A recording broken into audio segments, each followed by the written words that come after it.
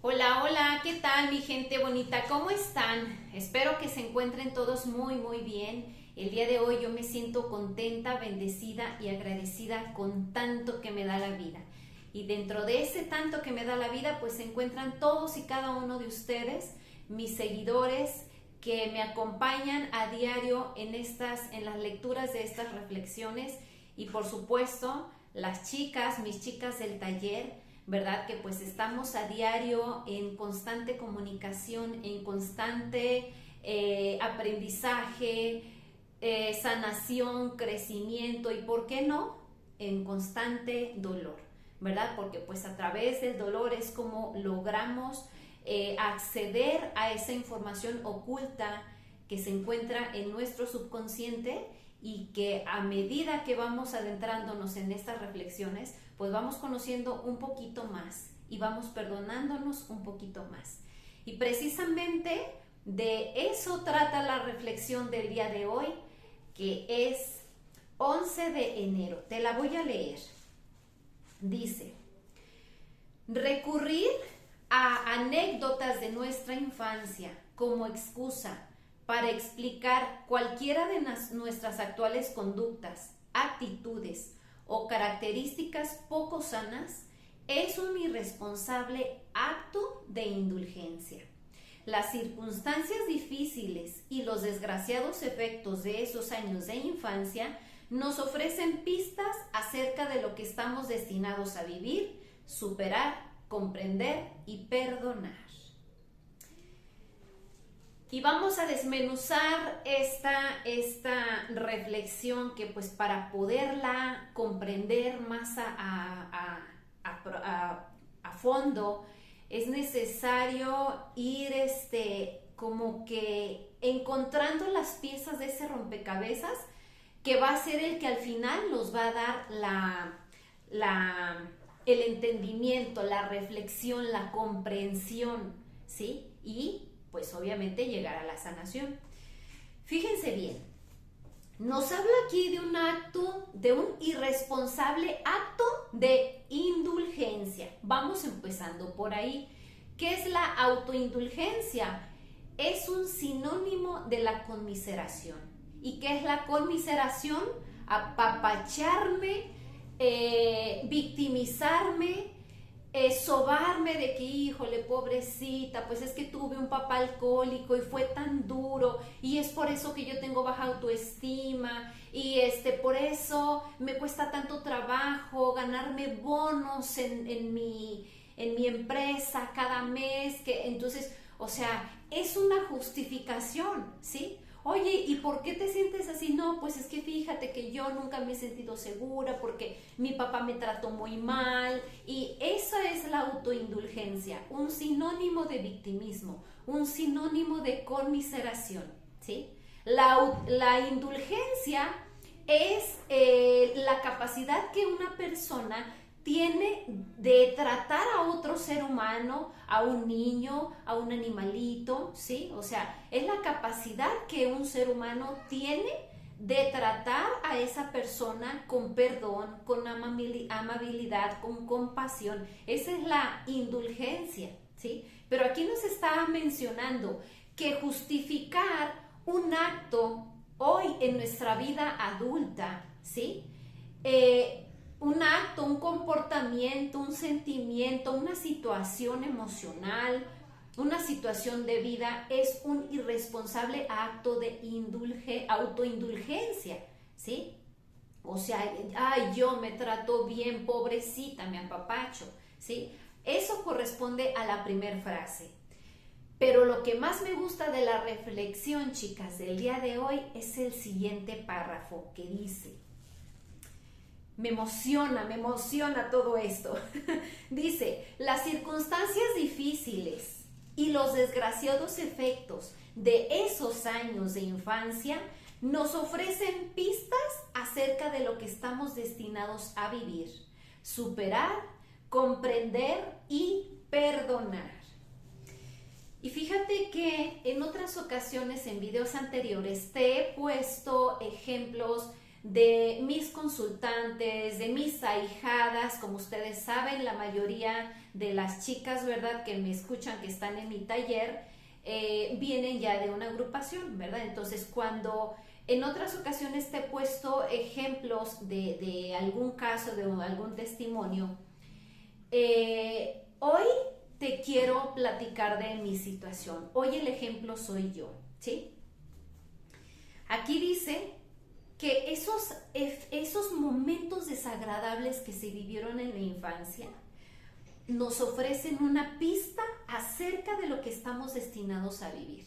¿En cuántas ocasiones no nos ha tocado conocer casos de una persona que vivió en adicción, en la que viene de una infancia, de un terrible abandono, una terrible convivencia, una vida tan triste, y que esa vida llena de vacío, llena de trauma, llena de falta de amor, intentan buscarla, esas carencias, esos vacíos, ese amor, intentan buscarlo en la adicción, o sea, y no conscientemente, o sea, se dejan llevar por las amistades, por las sustancias, por el ambiente, y caen en una adicción. Y tras varios años de vivir en el hoyo, en la calle de la amargura, de repente entran a un centro de atención en recuperación y pasan los años y de repente te das cuenta que en su proceso de recuperación estudian una licenciatura, psicología, no sé, y se hacen terapeutas y después trabajan en una clínica y al final tienen su clínica, un lugar de luz, un lugar que regresa a la vida que en algún momento de ese ser humano se le perdió esa vida, ¿sí? Y digo que se le perdió y no se la perdieron o no se la dieron, porque precisamente la reflexión de aquí nos dice que esos actos o esas historias tan desagradables que vivimos en la infancia son una pista de lo que hoy en día en la vida adulta vamos a aprender a vivir, a sanar, a perdonar, y que ahora se convierten en nuestra luz, ¿sí? O sea, de las tinieblas a la luz. Entonces, digamos que si no hubiéramos pasado por ese proceso de tinieblas, pues no podemos llegar a la luz. Es como cuando vas en un túnel, ¿sí? Tú vas en un camino de oscuridad, ¿sí? Pero si no te hayas atravesado por ese túnel, pues no podrías salir a la luz. Entonces es la misma situación, ¿verdad? Me llena mucho la reflexión del día de hoy porque precisamente, híjole chicas, es por eso que el día de hoy estoy aquí frente a una cámara, frente a mi dispositivo, grabándome, compartiéndote estas reflexiones, con un taller, con un equipo de chicas, con una comunidad de chicas que estamos en este mismo proceso, ¿verdad?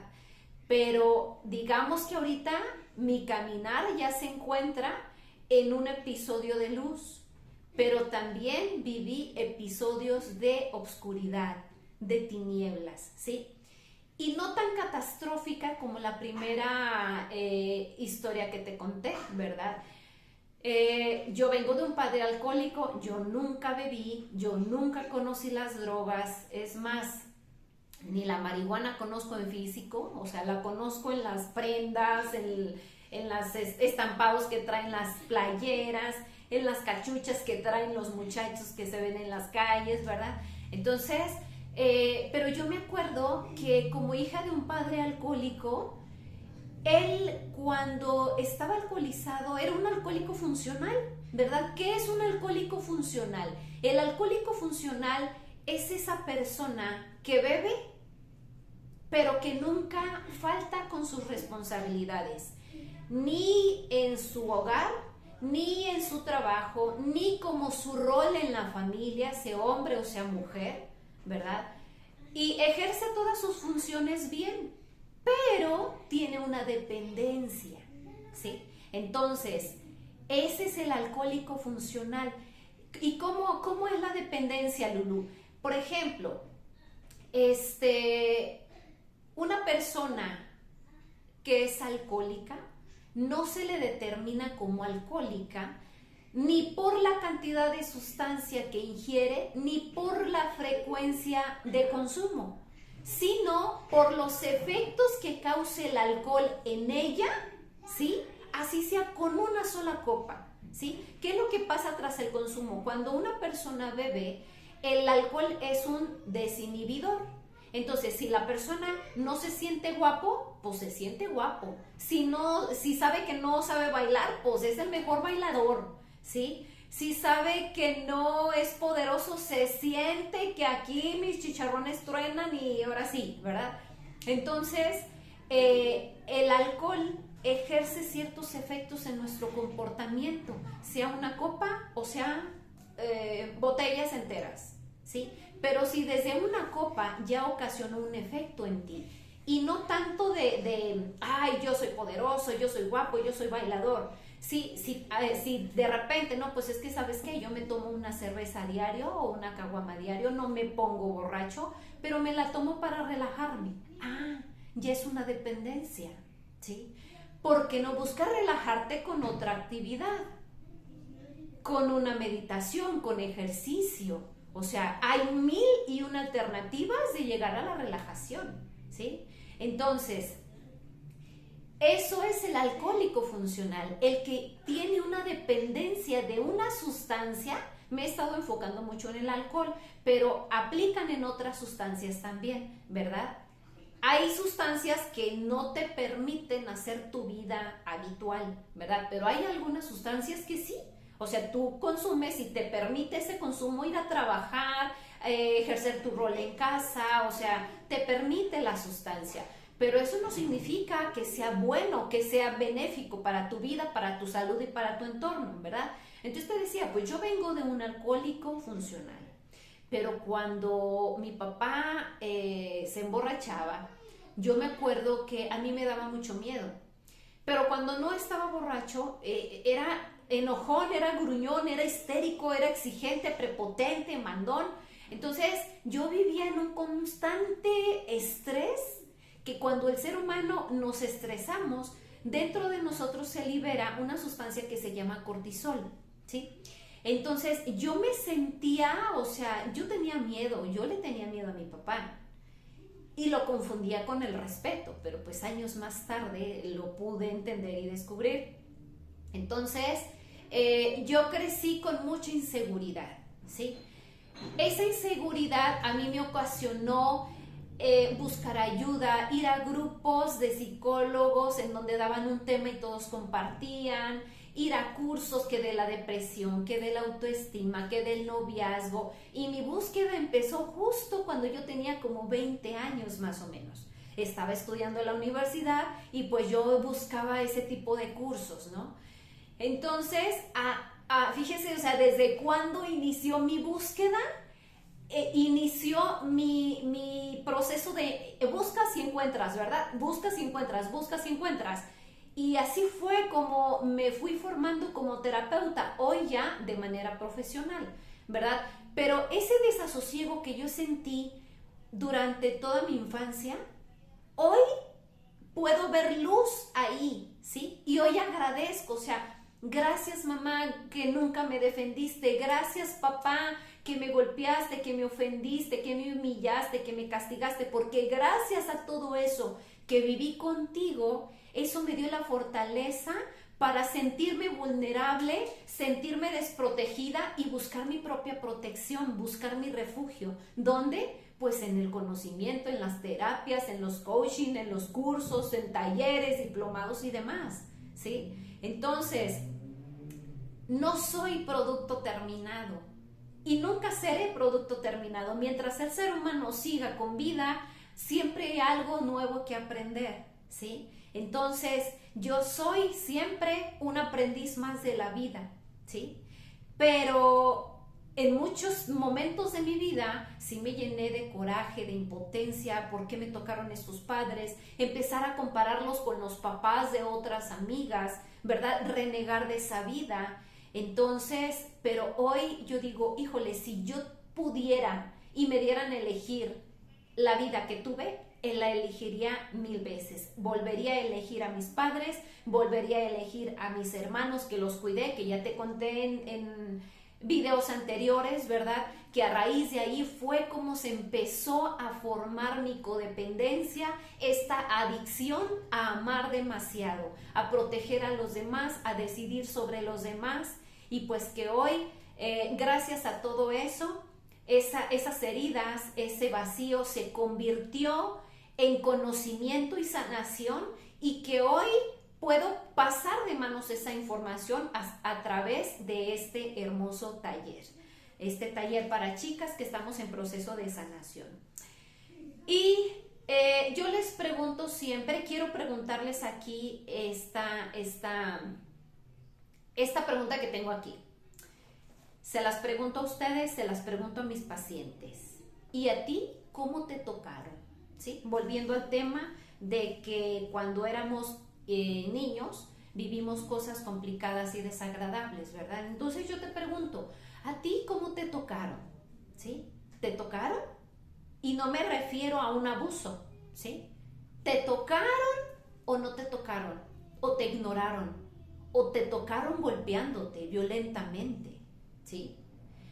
Cuando digamos, hay familias que no se abrazan ni siquiera más que en la Navidad, y porque ya llegaron, estamos en la noche navideña con la familia y ya llegaron las 12 y todo el mundo se empezó a abrazar, pero si no se abrazaran, no se abrazaba ninguno, ¿sí?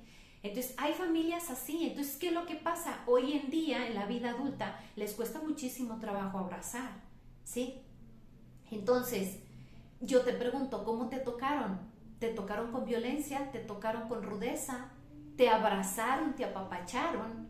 Porque aquí hay muchas respuestas de nuestra personalidad de hoy en día. Si somos unas personas frías, si somos unas personas herméticas, distantes, que no tenemos la capacidad de vincularnos con los demás, de socializar con los demás.